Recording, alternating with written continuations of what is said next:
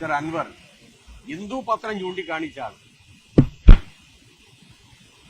കേരളത്തിന്റെ സമരാജ്യനായ മുഖ്യമന്ത്രിയുടെ അഭിമുഖത്തെ വക്രീകരിച്ചത്. ഹിന്ദു ഹിന്ദു എന്ന് അദ്ദേഹം നിരവധി പ്രാവശ്യം പറഞ്ഞു.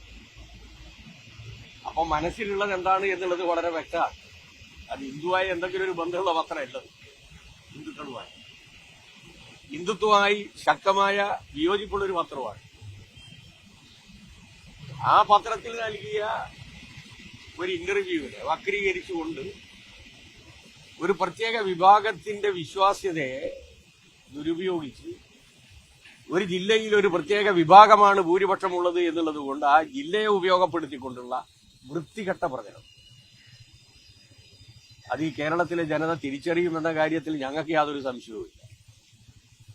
ഇതൊക്കെ അവസാനിപ്പിക്കുന്നതാണ് നല്ലത്. അതുകൊണ്ടാണ് ഇന്നലെ ഞാൻ ഡൽഹി പത്രക്കാരെയും ദൃശ്യമാധ്യമക്കാരെയും കണ്ട സമയത്ത് പറഞ്ഞത്, ഇത് തീക്കൊണ്ട് തലചൊറിയലാണ്.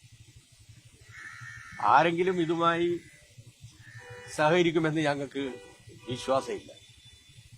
അദ്ദേഹം ഉയർത്തിക്കൊണ്ടുവന്ന എല്ലാ പ്രശ്നങ്ങളിലും ശക്തമായിട്ടുള്ള നിലപാടാണ് ഗവൺമെന്റ് സ്വീകരിച്ചതും 4 പ്രധാനപ്പെട്ട ആരോപണങ്ങളുമായി ബന്ധപ്പെട്ടുകൊണ്ട് 2 തലത്തിലുള്ള അന്വേഷണം, ഒന്ന് വിജിലൻസ് DGP, മറ്റൊന്ന് DGP അന്വേഷിക്കുകയാണ്. അതിന്റെ ഭാഗമായി ഒരു SP യെ സസ്പെൻഡ് ചെയ്തു. പ്രൈമാഫെക്ഷി അദ്ദേഹം പറഞ്ഞതിൽ വസ്തുതയുണ്ട് എന്നതിന്റെ അടിസ്ഥാനത്തിലാണ് ചെയ്തത്. ഇനി ഒരാഴ്ചക്കുള്ളിൽ മറ്റൊരു റിപ്പോർട്ട് കൂടി വരാൻ പോവുകയാണ്. അത് ADGPക്കെതിരായിട്ടുള്ളതാണ്. ആ റിപ്പോർട്ട് വന്നു കഴിഞ്ഞാൽ അദ്ദേഹത്തിന്റെ ഉന്നയിച്ച ആരോപണങ്ങളിൽ എന്തെങ്കിലും വസ്തുതകൾ ഉണ്ടെങ്കിൽ ശക്തമായ നിലപാട് ഗവൺമെന്റ് സ്വീകരിക്കും. ഒരാഴ്ച പോലും അദ്ദേഹത്തിന് കാത്തിരിക്കാൻ കഴിയുന്നില്ല.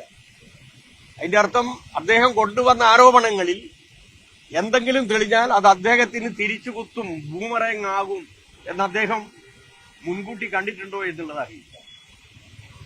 അദ്ദേഹം ഉയർത്തിക്കൊണ്ടുവന്ന ഒരാരോപണങ്ങളിൽ നിന്നും പിന്തിരിയുന്ന പ്രശ്നം ഗവൺമെന്റിനില്ല. ശക്തമായ അന്വേഷണം നടത്തും, അതുമായി സഹകരിക്കണം. ഇപ്പൊ അദ്ദേഹം പറയുന്നത് ഞാൻ സഹകരിക്കില്ല എന്നുള്ളതാണ്. അപ്പൊ എന്താ മനസ്സിലുള്ളത് എന്നുള്ളത് അറിയില്ല. എന്താണ് അദ്ദേഹത്തിന്റെ മനസ്സിലുള്ളത് എന്നുള്ളത് അറിയില്ല. കുറ്റവാളികളെ രംഗത്ത് വരലാണോ, അല്ല പറഞ്ഞത് അബദ്ധമായി പോയി എന്നുള്ളത് കൊണ്ട് പറഞ്ഞ കാര്യങ്ങളിൽ നിന്ന് പിന്നോട്ടടിക്കാനാണോ ഉദ്ദേശിക്കുന്നത് എന്നുള്ളത് ഇപ്പൊ പറയാൻ പറ്റില്ല.